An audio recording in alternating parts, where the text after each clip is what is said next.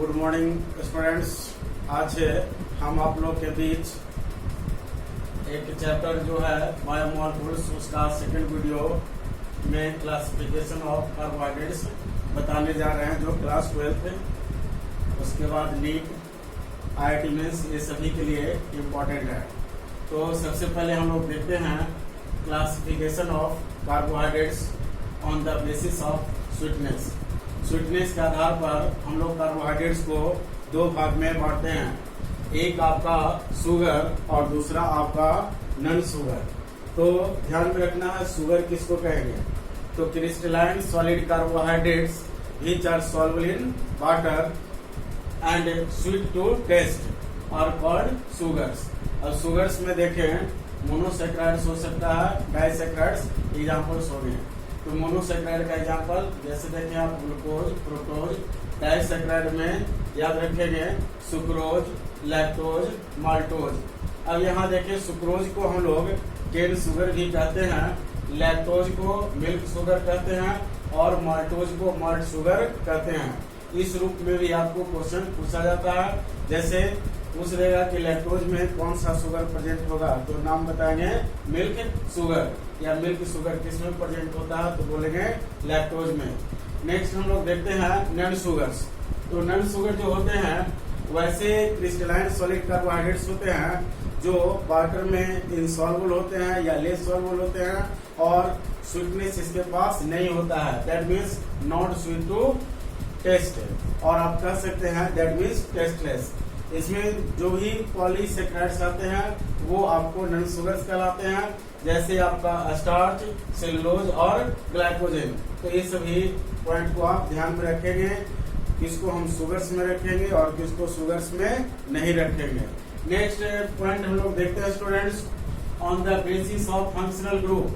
तो functional group के आधार पर अगर हम लोग देखें तो हम लोग कार्बोहाइड्रेट्स को दो भाग में बांटते हैं, एक एल्डोज और दूसरा कीटोज।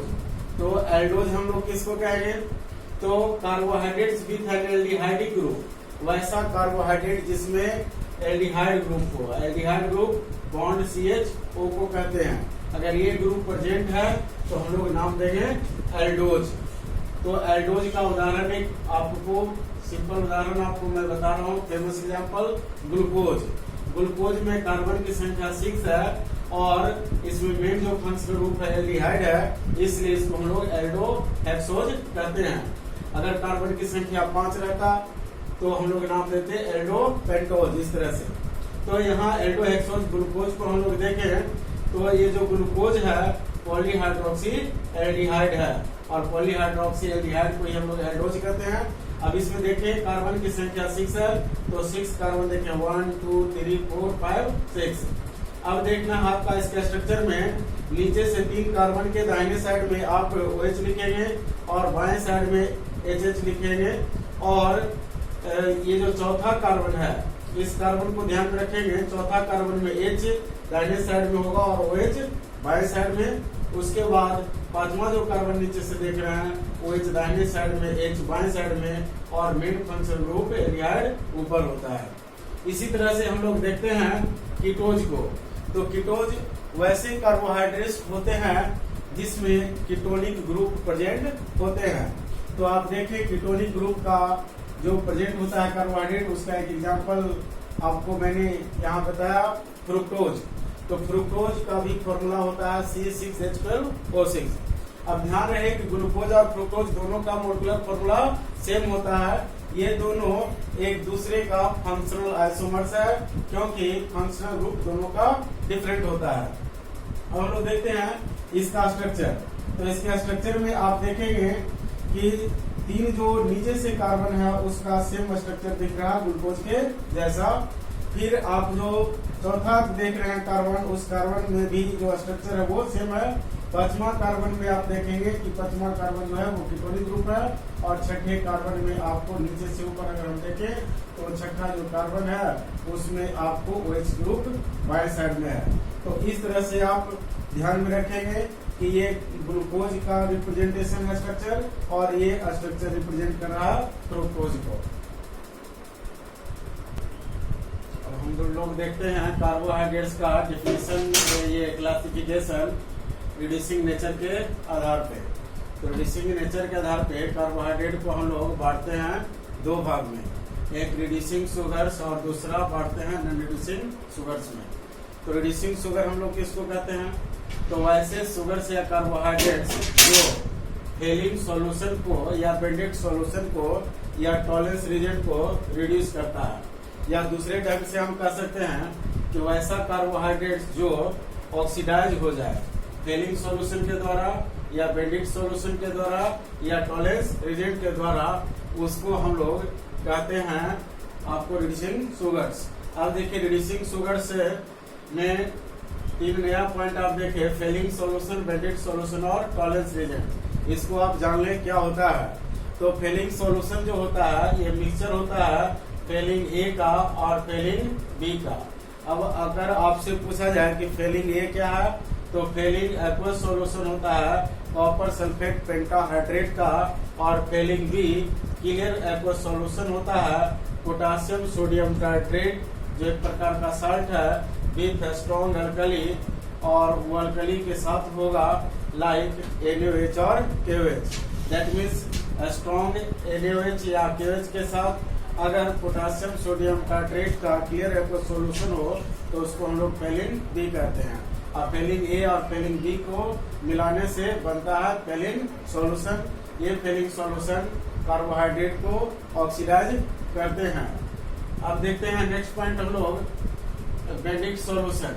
तो बेंडिंग सॉल्यूशन जो है इसको आप ध्यान दें, ये आपको कॉम्प्लेक्स मिक्सचर होता है सोडियम कार्बोनेट का, सोडियम साइट्रेट का और कॉपर सल्फेट पेंटाहाइड्रेट का। नेक्स्ट हम लोग देखें टॉलरेंस रीजेंट।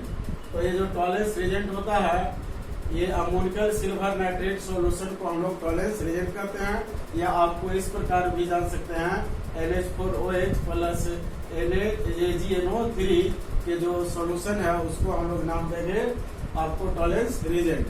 नेक्स्ट हम लोग देखते हैं नॉन रिड्यूसिंग शुगर्स।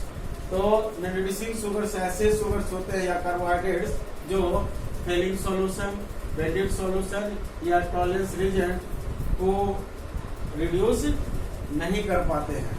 अब हम लोग देखते हैं इसमें कि दूसरे ढंग से कि कार्बोहाइड्रेट या शुगर जो ऑक्सीडाइज नहीं हो फेलिंग सॉल्यूशन से या बेंडेड सॉल्यूशन से या टॉलरेंस रीजन से, उसको हम लोग नाम देंगे नॉन रिड्यूसिंग शुगर्स।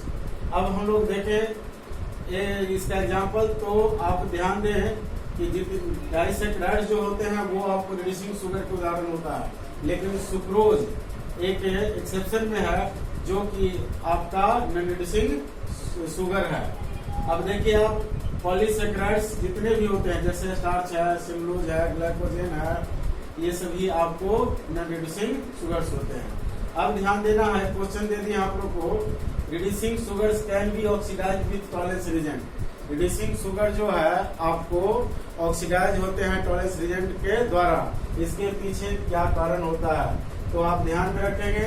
पहला चॉइस है प्रेजेंस ऑफ फ्री एल्डिहाइडिक और केटोनिक ग्रुप, दूसरा presence of free absence of free aldehydic और केटोनिक ग्रुप, तीसरा प्रेजेंस ऑफ ईथर और कार्बोनिलिक ग्रुप, और चौथा है नन ऑफ दीज। तो ध्यान में रखेंगे आप कि जो रिड्यूसिंग शुगर्स होते हैं वो ऑक्सीडाइज होता है टॉलरेंस रीजेंट के द्वारा, क्योंकि उसके एल्डिहाइडिक या कीटोनिक जो ग्रुप होते हैं वो फ्री होता है। लेकिन नॉन रिड्यूसिंग जो शुगर्स होते हैं उसमें ये जो फ्री एल्डिहाइडिक और कीटोनिक ग्रुप है वो एब्सेंट रहता है। तो स्टूडेंट्स आज हम लोग क्लासिफिकेशन देखे कार्बोहाइड्रेट्स का स्वीटनेस के आधार पर, और हम लोग ने देखा रिड्यूसिंग जो नेचर है उसके आधार पर, और एक हम लोग देखा फंक्शनल ग्रुप के आधार पर। तो 3 क्लासिफिकेशन देखे, और भी क्लासिफिकेशन है जो मैं अगले वीडियो में आपके साथ शेयर करूंगा। स्टूडेंट्स आप लोग को अगर मेरा वीडियो अच्छा लगता है तो मेरे चैनल द कैरियर रिन्यूअर को जरूर सब्सक्राइब करें, वीडियो को लाइक करें और दोस्तों में शेयर करें। धन्यवाद स्टूडेंट्स।